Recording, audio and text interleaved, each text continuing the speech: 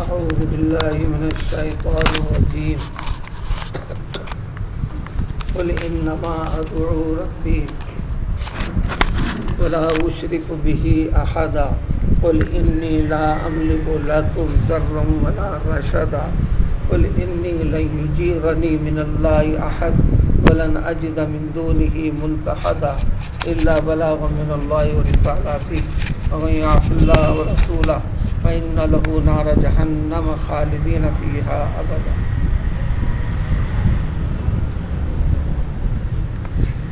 دین اسلام کی دعوت تحریک کا کام پیغمبر علیہ الصلوۃ والسلام نے شروع کیا. نتیجے میں مخالفت شروع ہوئی، انکار کرنے لگے. انکار کرنے کے کئی چیزیں دنیاوی اعتبار سے مخالفین نے پیش کی جو مشرکین مکہ تھے.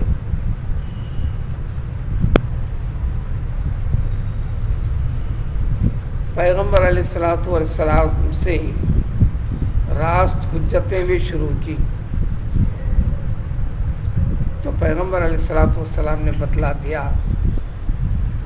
بالواسطہ پیغمبر کے سارے امتیوں کے لیے بھی جو ذمہ داری ہے مسلمان بن کر بتانا، اسلامی زندگی کو طریقے کو اختیار کرنا، کر بتلانا. دوسرے جس کے اندر یہ طاقت، یہ استعداد و صلاحیت ہے اسلامی تعلیمات کو عام کرنا. جو کر نہیں سکتا اس کے پر ذمہ داری ہے کہ اسلامی بتائے ہوئے طریقے پر زندگی کو اختیار کر اس زندگی پر چل کر بتانا. اس سلسلے میں کئی چیزوں کا سامنا کرنا پڑے گا. لوگوں کے چیلنجوں کا سامنا کرنا پڑے گا. پیغمبر علیہ الصلوۃ والسلام سے قوموں نے چیلنج کیا. ہر صورت میں ایک ہی جواب دے دیا گیا کہ دیکھو، جس چیز کی تعلیم دی گئی ہے کلام پاک کے ذریعے سے، اس کا سب سے پہلے درجے میں جس کے ذریعے سے پیش کی جا رہی ہے یعنی پیغمبر علیہ الصلوۃ والسلام کے ذریعے سے، خود پیغمبر بھی اسی کے پابند ہیں. پھر اس کے بعد سارے انسانوں کو اسی کی پابندی کا حکم دیا جا رہا ہے. لہذا تمہارے دباؤ کے نتیجے میں ہم یا پیغمبر ہیں تو میں تمہارے دنیاوی رسم و رواج والے طریقے کو یا بت پرستی کے طریقے کو میں کبھی قبول نہیں کروں گا. اگر قبول کرو گے تم تو تمہارے لیے فائدہ ہے، تم قبول نہیں کرے گے تو تمہارا بگڑے گا دنیا میں بھی آخرت میں، اور اس بگاڑ میں میرا کوئی تعلق نہیں ہے. چنانچہ آیاتوں کا ترجمہ ہے، اے پیغمبر علیہ الصلوۃ والسلام بتلا دیجیے. اسی طرح آپ کے ذریعے سے اے مسلمانوں تم بتا دو کہ تمہارے لیے کسی قسم کا ضرر نقصان پہنچانے کا اختیار ہم میں نہیں ہے، اور نہ تم کو ہدایت پر لا کر ٹھہرا کرنے کا اختیار ہم کو ہے. صرف بات بتا دینا ہے. اگر تمہارے دباؤ میں آ کر ہم بھی اگر اس چیز کو قبول کر لیتے ہیں، اس وقت پیغمبر نے فرما دیا تھا اگر تمہارے دباؤ میں آ کر میں اگر قبول کر لیتا ہوں یا سمجھوتا کر لیتا ہوں تمہارے طریقوں سے، تو پھر اللہ کے پاس بچانے والا مجھ کو بھی کوئی نہیں ہوگا، اور نہ بچنے کی شکل. اللہ بچایا تو ہی میں بچوں گا، کوئی شکل مجھے ملے گی بھی نہیں. اس لیے اللہ تعالیٰ نے جو پابند کیا ہے ہمیں یا مجھ کو، تو وہ صرف اللہ کا بتایا ہوا بھیجا ہوا پیغام تم تک پہنچا دینا. اس کے سوا اور بڑھ کر ذمہ داری نہیں.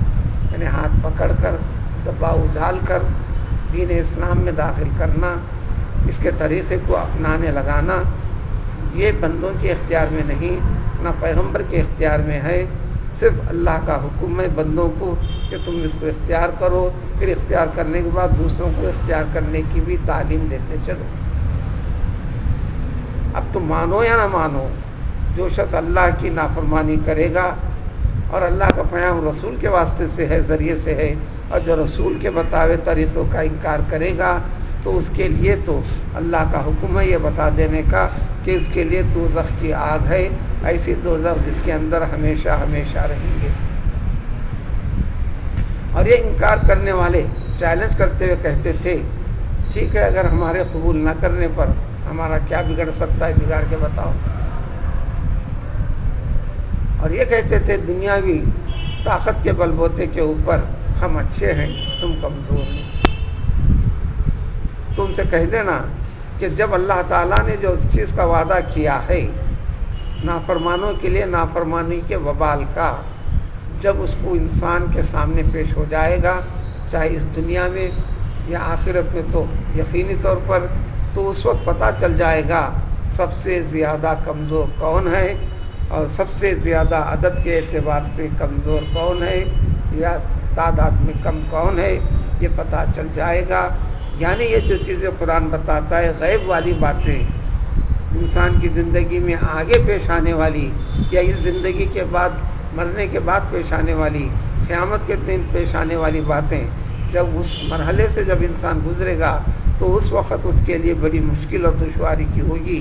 یقین کر لینا آخرت والی زندگی، موت والی زندگی یا دنیا کی بھی آنے والی زندگی کے اندر راحتوں سہولتوں کو پانا ہے، جو انکار کرے گا تو اس کے لیے وبال جان بن جائے گا۔ اسی سلسلے کی کڑی کی اور چند باتیں ہیں اگلے چند آیتوں میں جو آگے آنے والی ہیں۔